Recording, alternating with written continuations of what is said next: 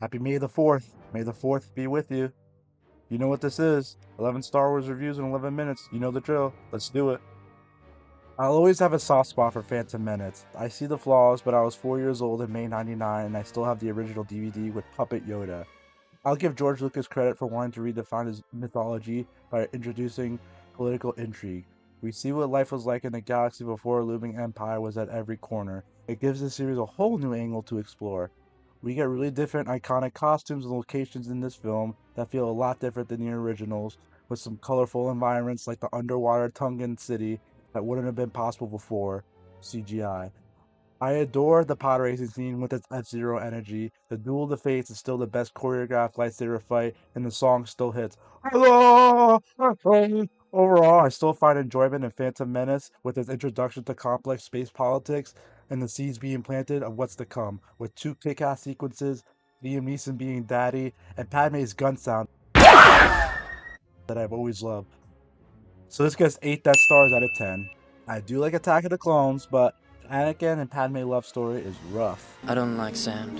It's cringy, creepy, sappy, but to blame it on the actors is preposterous. In fact, I think both of their chemistry does shine through in moments, especially once they go to Tatooine and Anakin's mom's involved, with some great acting from Hayden. The CGI looks the worst here since everything's pretty much fake. The clones and the environments, fake. Despite that, I actually dug a lot of what this film was going for. The impending war and conspiracy going on give it a cool, ominous tone. Obi-Wan fighting Jango and Kamino is pretty rad. The final act of this movie is freaking bonkers, with all the Jedi in the Coliseum and an all-out war playing out. Clones against droids, it's just so cool. I like Count Dooku kicking Obi and Anakin's ass, and I vividly remember everyone cheering when Yoda fights and flips like a crackhead. Overall, Attack of the Clones has pacing issues, silliness, a flawed love story, aging CGI, but the acting definitely improved from episode 1, and there's an awesome final act, so this gets 7.5 Death Stars out of 10. Revenge of the Sith is just peak entertainment. The intricacies of Anakin breaking bad and Sidious's manipulation can be poked apart, but at the same time, I don't give a damn because this movie rocks. The intro space battle with Anakin and Obi-Wan is so good, their chemistry has never been better. When Anakin beats Dooku's ass and cuts off his head, it's just brilliant! Anakin and Padme scenes greatly improved with the added stakes. Order 66 is one of the most well-crafted sequences in Star Wars, with the calculated genocide of the Jedi, and the freaking score is just amazing. The tension and mood is so menacing with impending doom and societal downfall on the horizon. This is also just peak Sidious. The fight on Mustafar is insane with its visuals and choreography and the dialogue between Obi-Wan and Anakin. Overall, Revenge of the Sith is an epic dark send-off to the prequels that brings George Lucas's 6 films full circle with awesome action and heartbreaking downfalls. 10 Death Stars out of 10. I kinda love Solo, but it was pretty dumb to make a spin-off about him. Both things can be true. However, when I watch this movie, I always have such a fun time. I love this concept of scoundrels in space doing heists. It's kinda like Star Wars meets Cowboy Bebop.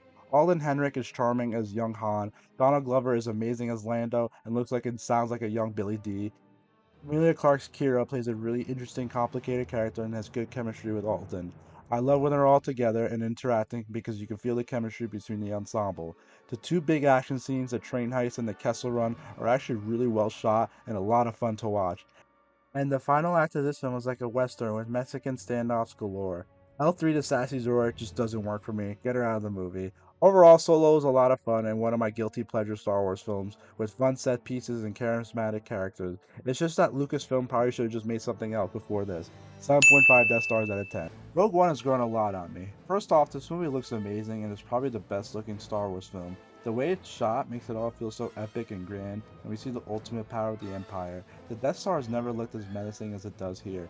I love this concept of a ragtag group who don't have much to live for, but they go on a suicide mission because it's the one last decent thing they can do for themselves in the rebellion.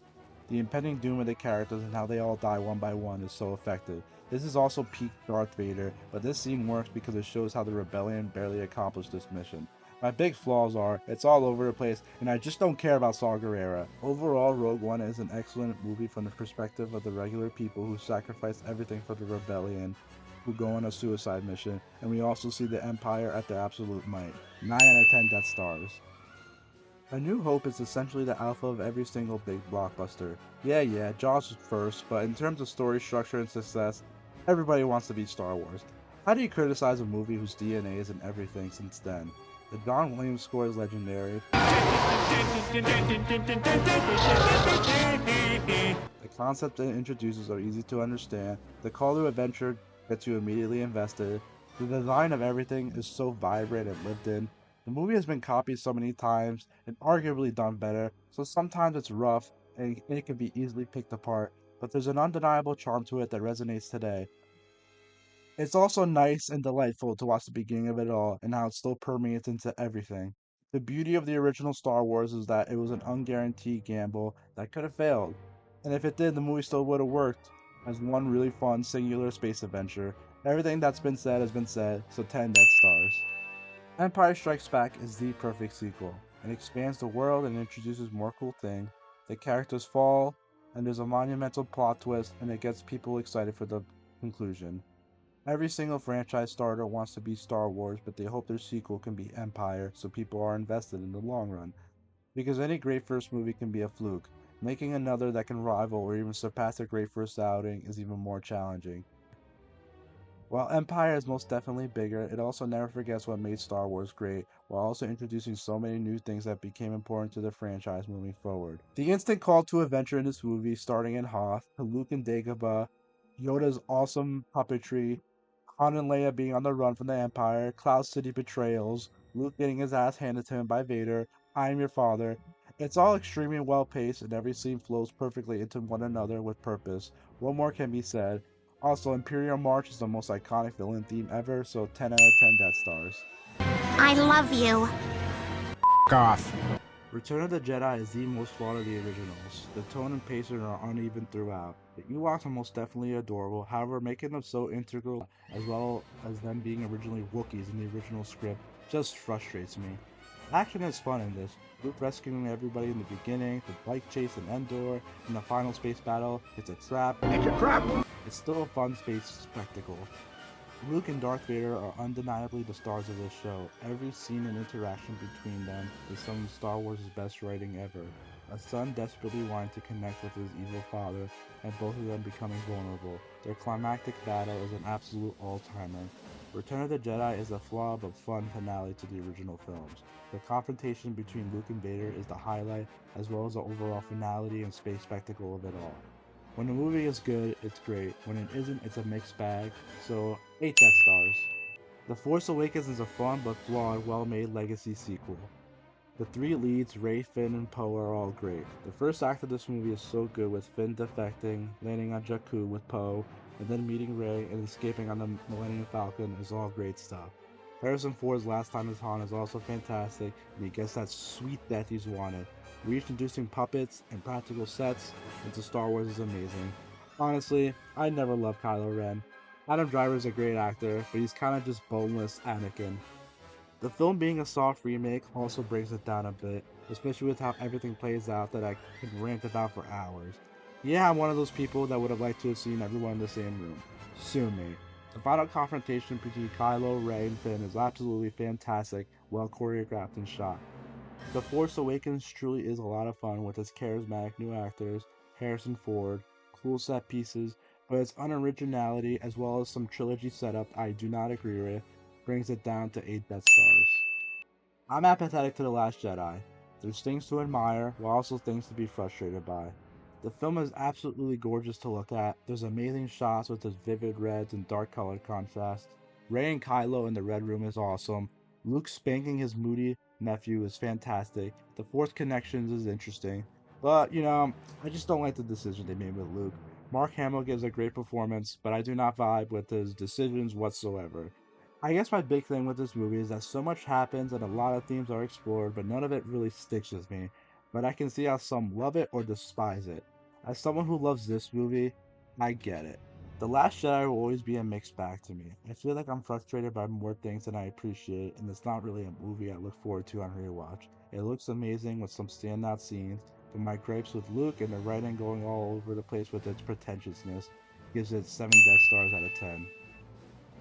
People flat out hate Rise of Skywalker for good reasons. The writing in this movie is somewhere between preposterous, misguided, and damaging. Somehow Palpatine returned. Sidious returning, Rey Palpatine, Kylo's half-assed redemption are all probably the biggest offenders. But man, this movie is kind of a blast, I'm not gonna lie. Rey, Finn, and Poe together are also great, and their set pieces are dope as hell. The desert chase, Chewie's rescue on the First Order base, Rey and Kylo's lightsaber fight, Exegol, it's all so dope as hell. Rey and Kylo against Palpatine is like kind of incredible. Their Force dyad powers being used together, Palpatine throwing lightning and cackling, ah! And then Past Jedi talking to Rey is just all so good. And if these scenes were in a better Star Wars film, they'd most definitely be praised. But alas, Rise of Skywalker understandably gets trashed on. But I can't deny this is a truly fun space spectacle with some standout set pieces, as well as it's just nice that Rey, Finn, and Poe are all together. So 7.5 Death Stars out of 10. So yeah, that's my thoughts on all Star Wars movies for now. Here's my ranking. May the 4th be with you all, and to all, a good night.